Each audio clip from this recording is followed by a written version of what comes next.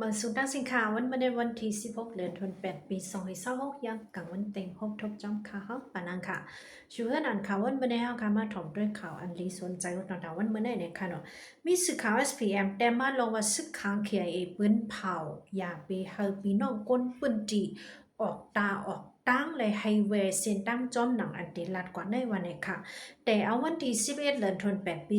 2026ในมาปังตึกอันเป็นอยู่จอม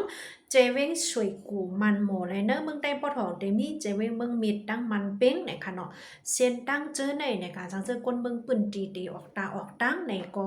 เฮาปองข่าวจู้ซึกค้างเคียอีลงนาอ่อนตั้งสังเจอว่าไรฮับสุนไรมีขว้างตาได้ลัดผ่านย่อมจากไกออกตั้งไรวันไหนค่ะอันนี้ก็เป็นย้อนตอนตาพี่น้องคนเมืองเขาเฮาบ่มีลองห่มลมลดเพกว่าในค่ะเนาะย้ำตัวเหลียวแต่ก็เฮาคาติเลยหันปังตึกเปลี่ยนอยู่เนื้อแก่เว้งเมืองมิดและมันเป้งเนื้อเมืองใต้ปอดของปังตึกเนื้อแก่คอมเชนซึกมันและซึกค้าง KIA เยาก็ป้าดังจุ้ม SPP SSA วันไหนค่ะย้อนเปิดลองห่มลมในเสไผ่ซึกค้างเขาย้อนปืนเผาอึดปิกเป็นเซนตั้งอันมีเนื้อแก่เว้งเมืองมิดและเว้งมันตรงนะคะนะข้อปืนเผาได้ออกมาในวันที่15เดือนธันวาคมปี2026มือว่าในวันไหนค่ะเนาะเส้นตั้งเมืองมิดและตั้งมิดส่งเส้นตั้งเมืองมิดและมันตรงนะคะสองเส้นได้อึดปิกไว้โจเขาไปผุยมันขึ้นสังเจว่าเมื่อละเงาไล่แคมแลบมีลงห่มลมตอนดักก้นเมืองเตปืนเผามาประแทงกำเนิงวันในค่ะในก็เรื่องดีสื่อข่าว SPM แต่เมื่อหนังไหนพี่น้องคนเมืองปืนตีเฮาเขาในก็วงวางในถ่อมด้วยข่าวเงาเลียลีเงาไล่เป็นเจ้าหือในเส้นจังไกออกตั้งกันนะปังตึกในก็บ่มันใครเปลี่ยนมาในกำเหลียวก้อยเนี่ยค่ะเนาะเฮาค่ะปริมาด้วยเงาลายตีนำพักกาเนี่ยค่ะนะใจเว้งกดขายตีวันตีมาเลยตั้งเดี๋ยวเลยว่าถังค้ำอันคอมชินซึกมันเมื่อปล่อยหมากใส่นั่นแต่ก็เข้าคาไปเลยยินข่าวคืบหน้ามันสังในค่ะนะแล้วยินว่าเดมีเจ้าสังฆาป้าหนึ่งไรฮับตั้งหมัดเจ็บวันในเซตาหรือนั่นก็อ่ำไปแล้วยินแทงข่าวคืบหน้ามันลงว่าจงมีก้นหมัดเจ็บกว่าสังกว่าในได้ก็ไปหูย้อยมันในค่ะเนาะ ในกองเงาลายนาเมืองใต้ปอดหองเข้าค่ะอันเปลี่ยนมาวงวังในและอันที่สนใจเนี่ยค่ะยกก็เมื่อในมีจุ้มปฏิมาสูงจึงได้ SPS อีกเขาเปิ้นเผามาขอเปิ้นเผาคาลายรู้กว่าบันดีเนอร์ของนางๆเอาค่ะนะยนเปิ้นเมื่อในวันที่16เดือนธันวาคมปี2020ในครบวันเกิด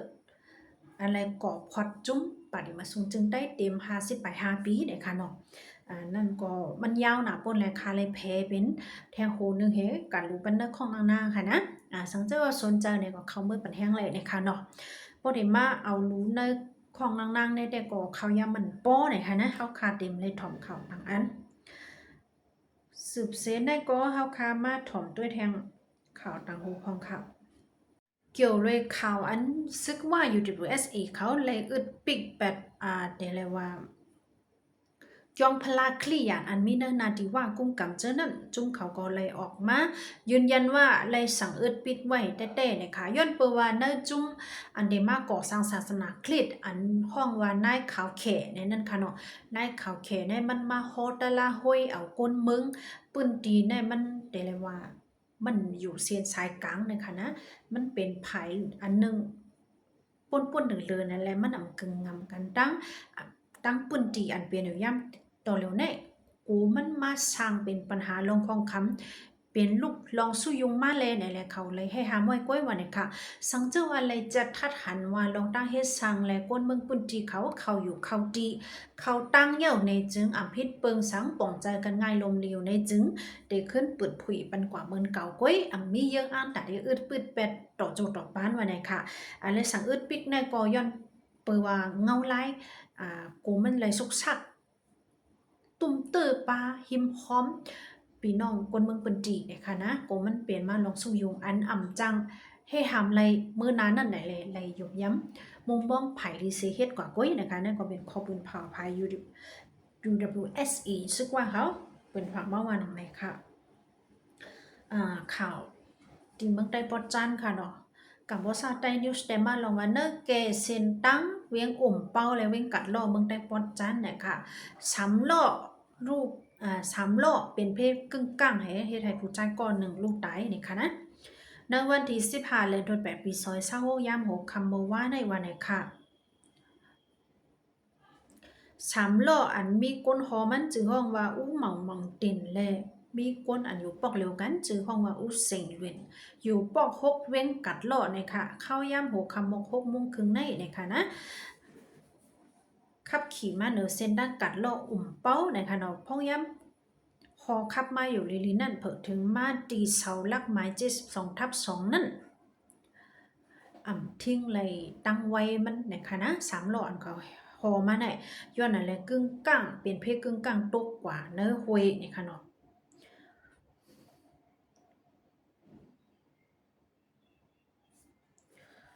ตั้ง2ก้อนเลยค่ะตั้งหมัดเจ็บหาวแห้งว่าไหนค่ะก้อยกะว่าอุเสงเต็นได้ก้อยมันติดตื่นยาหนาอกมันเลยพ่องย้ำเอาเขา2ก้อนส่งกว่าที่ห้องยาเวกัดลอกก็เลยลูกตายกว่าว่าไหนค่ะนะในก็โหนึงค่ะพี่น้องเขาขี่รถขี่ก้าฟังพองนะคะเนาะในก็3ล้อนะคะนะเป็นเพศกึ่งกลางกว่าถึงดีเลยลูกซุ้มสายเจอนะคะเนาะ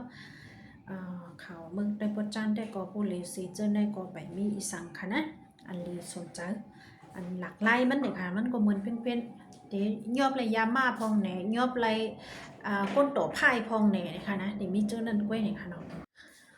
ยก็มีคอปืนเผาลงบองจึงไผ่พ่องลงไผ่น้องมึงปืนเผาออกมาวันมาได้เนี่ยค่ะจอมจึงลงเบิ้งโฮมตุ่มยำมาอู้ไม่นออกหลายเดออกข้าวตั้งกว่าเอวเยี่ยมเมืองรัสเซียในวันมาได้วันนี้ค่ะย้อนเปอร์มีลองผิดหมอกจอมจึงเมืองรัสเซียมิสเตอร์วลาดิมาร์ปูตินเซจอมจึงเมืองโฮมตุ่มยำมาอุ้มเป็นออนไลน์ดีกว่าเอวเยี่ยมเมืองรัสเซียเป็นตั้งกันวันนี้ค่ะเนื้อกาเข้าตั้งในก็เตกาพบทบกันตั้งจอมพ่องหลงจอมจึงเย่าก่อภูมิปุนพรหลายๆภายป้าเจ็มโหเปาสภาเมืองราชาแหละผู้เหยื่อก้นลงหลายปลาหลายภายดีกว่าอุกกุมพบทบสร้างลองหักโหมจมตอนเนาะแกสองจึงมึงให้พวกเนี่ยหนามาเลยสิเก่าแล้วอุกกุมป้าลงไปมังมีไปอยู่ลีย่อก่อลงห่มลมก้นเมืองเนี่ยค่ะนะเครื่องเจ้าคือสวยอันขึ้นกับไผ่ไอทีเจ้าในก็ได้อบกุมป้าเนี่ยค่ะเนาะย้อนเปว่าเปิง PSIMF นะคะนะเปิงอันสแกนหน้าก้นเห็นยอบตีไหลก้นนั่นเนี่ยก็เมืองราชาก็ปั่นมาเนี่ยค่ะเนาะอันเอาเจ้าตื้อยอบก้นวันก้นเมืองอยู่ยามต่ออยู่เนี่ยก็เดี๋ยวเลยว่าพวกกับกะเลยจังนั้นได้ก็เมืองราชาเลยว่าขึ้นกับขึ้นปั่นนั่นน่ะนะเจ้าเนี่ยนะครับเนื้อกาเข้าตั้งเอี่ยวเยี่ยมกว่าปกกำเนอันเดกว่าจมตั้งหลังจอมจึงลงจอมจึงอุ้มอย่างไรได้ก็เดมีพ้องลงหลายๆก็โฮมป้ากว่าจอมอยู่ในขาดาเดกว่าเรียบเฮียนให้ปกหู้หันลงขึ้นอย่างเหมือนสูงเมืองเปื้อนจะนะในค่ะเนาะนี่ก็หูนึงค่ะย้อนเย็บข่าวผู้ใดฮอกค่ะเนาะหูนะก้นหนุ่มใต้ต่อยมวยจันนุ่มผ้าที่เมืองไทยอ่องแป้ทับกัน3กำเหยาวันนี้ค่ะในวันที่15เดือนธันวาคมปี2026จุ้งก้นหนุ่มในเมืองใต้เข้าปังแค่เข่งต่อยมวยจอมค่ายอำนั้นองจีอันห้องว่าครูดำไฟท์บอกกำ34เลยตั้งอ่องแป้มาแทงแค่เข่งต่อยมวยบอกในก้นหนุ่มใต้ปา6เกาะแป้มา3เกาะซุ่ม3เกาะนั่นก็อ่องแป้เป็นใจจอมหันวันนาลังเวงลาเซียวใจหลงวันนำจังใจหน่อเมืองตังยันใจหลงวันนำจังในนะคะทั้ง2ปีในกว่าแค่ต่อยมวยเนื้อเข่งจันนุ่มฟ้าที่เมืองไทยเสอ่องเปมา3ปอกทับกันมากันได้เยอะใจจอมหาลาเสียว3ปอกเปมา2ปอกทับกันเยอะเลยหูจอมหนังเลยค่ะยินยินจอมค่ะเนาะคนหนุ่มใต้ของเขายังก็คนหนึ่งข่าวยำค่ะก็เด็ดๆเนี่ยข่าวอันลีสนใจก็มันไปขึ้นมากกว่าป้าเนี่ยค่ะมันเป็นวันอาทิตย์กว่าป้าเนี่ยค่ะเนาะเขาค่ะก้อยมาพบทบกัน6 คำมาค่ะนะย้อนสู่ปันพี่น้องเขาเฮายิลีกินวันก็เดียนเข้มสามารถมีลีเป็นรอดเพศกันกุติกุตั้งกุกองกุกเสกรรมติค่ะมาสังค่ะ